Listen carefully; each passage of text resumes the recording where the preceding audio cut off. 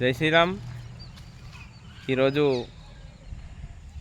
మనకు మన శివలింగం ఏదైతే మన వేంసర లోపల పెట్టుకుంటున్నామో దానికి సంబంధించి మనకు అడమల్లపల్లి రాయేశమన్న తర్వాత దత్తురామన్న ఇద్దరు వచ్చారు.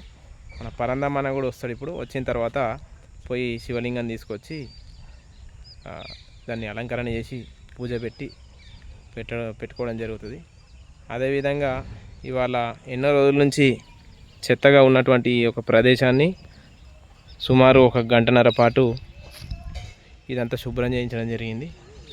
ఇక్కడ నుంచి మొన్న వంటలు చేసినప్పుడు కూడా ఇదంతా ఈ స్థలం అంతా పాడైపోయింది.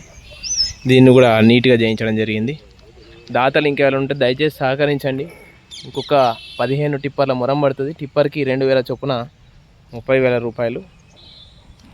దయచేసి సహకరించండి దాతలు ఎవరైనా ఉంటే. ఇంకొకటి లోపల ఇప్పుడు ఒక 2 టిప్పర్ల ఎర్రమొరం ముందు ఇక్కడ పోయించుకొని ఈ ప్రదేశంలో పోయించుకొని దాన్ని జల్లించుకుంటే అంటే ఉసుకే జల్లెడ ఉంటుంది కదా, దాంతో జల్లెడ బట్టి దాన్ని మొత్తం సన్నం పౌడర్ లాగా ఒక పొడిలాగా అయిందాన్ని దీంట్లో నింపాల్సి ఉంటుంది. ఇంకా దీనికి కూడా కొంచెం ఇక్కడ నుంచి వాటర్ లీక్ అవుతున్నాయి వర్షం వచ్చినప్పుడు. ఈ చుట్టూ ఇదంతా ప్లాస్టరింగ్ చేయించిన తర్వాత ఒక 4 రోజులు నీళ్లు పట్టిన తర్వాత ఆ లోపల మొరం వస్తుంది. దీంట్లో మొరం పోయించుకోవాల్సి ఉంటుంది. ఎవరైనా ఇదేంటంటే ఇది చాలా పుణ్యకార్యం. ఇది ప్రస్తుతానికి ఓపెనింగ్ రోజు మనకు మొరం అందుబాటులో లేని కారణంగా ఒక బస్తాడు ఎర్రమట్టి తీసుకొచ్చుకొని దాన్ని శివలింగంగా చేసుకొని దాన్నే పూజిస్తున్నాం. కాకపోతే మీకు ఏంటంటే ఈ దీన్ని గోదా అంటారు. ఈ గోదాలో 2 టిప్పర్ల మొరానికి సంబంధించి ఎవరైనా దాతలు ఇవ్వదలుచుకుంటే మీరు ఇస్తే కనుక ఈ ఎర్రమట్టి ఎంత పవిత్రం అంటే దాన్ని తీసుకొని ఒంటికి పూసుకున్నా కూడా క్యాన్సర్ లాంటి రోగాల దగ్గర నుంచి కూడా నయమవుతాయి. ఎందుకంటే దీంట్లో ఆ ఎర్రమట్టి పోసిన తర్వాత ఆవు పాలు, తర్వాత ఆవాల నూనె,